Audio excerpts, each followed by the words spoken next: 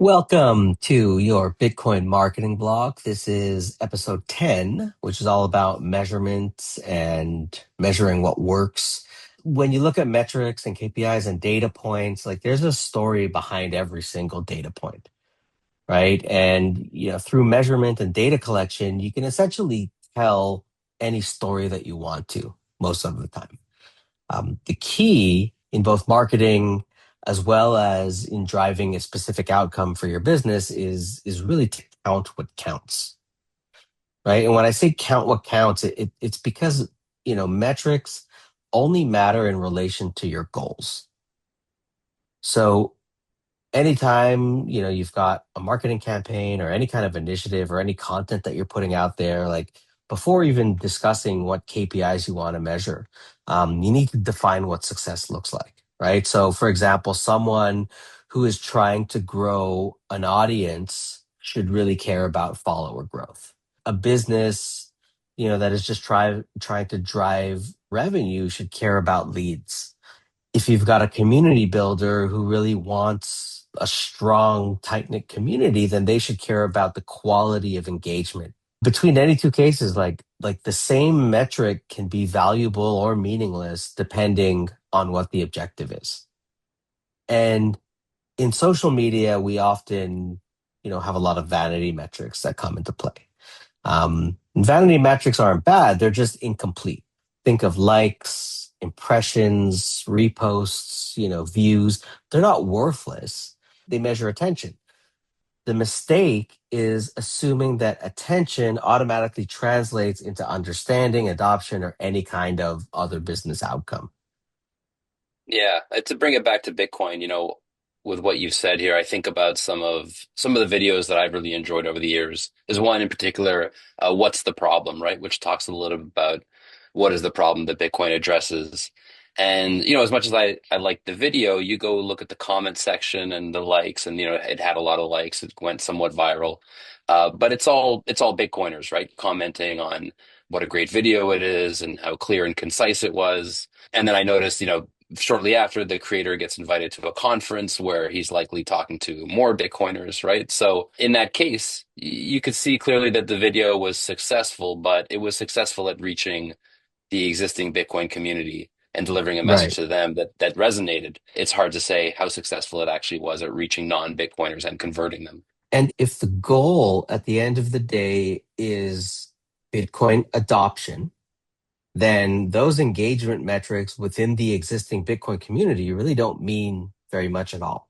Yeah. So if that's the case, what would you say is, if we're not looking at likes, we're not looking at comments and those types of metrics as much, what are the types of metrics that would be most useful if the ultimate goal is, converting people from outside of the community? Yeah. So if we're trying to drive adoption, there are lots of things that you could look at, such as number of individual users, number of active wallets, overall transaction volume, number of merchants who are accepting Bitcoin, corporate treasury adoption, nation state adoption, like all those things or all those KPIs signify a different aspect of growth, right? Hmm. Which is why Bitcoin adoption it's more complex than simply watching like a price chart, or the number of views or likes on a video.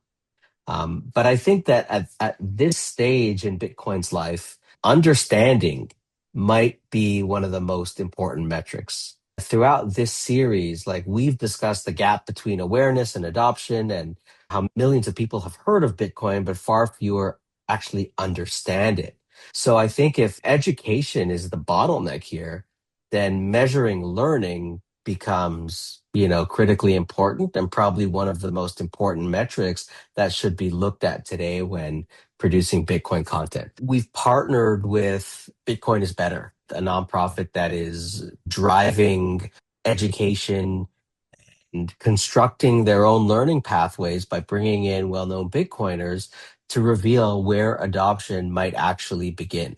On their site, they're tracking educational progress, like what people learn, where they might get stuck, and the data that they'll have at the end of the day might represent some of the most valuable metrics in Bitcoin today. Yeah, that's cool. It gets me thinking a little bit about political ad campaigns and things like that, right? Like I'm sure the companies that are putting together these like TV commercials and print ads, they're very interested in the distribution of the paper, the magazine, the reach through the TV ads or billboards. But that just measures the number of people who may encounter the ad, may engage with it, right? It's not telling you anything really about the outcome.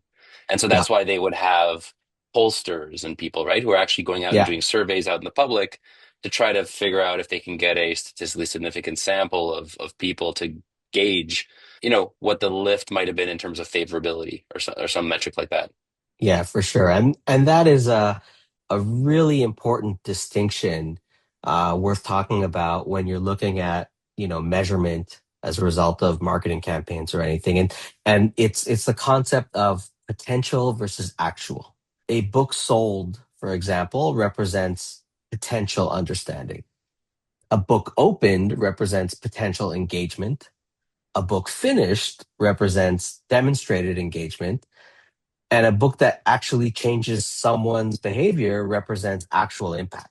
I think a good example is Natalie Brunell's book, Bitcoin is for Everyone, right? Where it is a very strong argument in a very digestible format that I think could, help new people come to Bitcoin.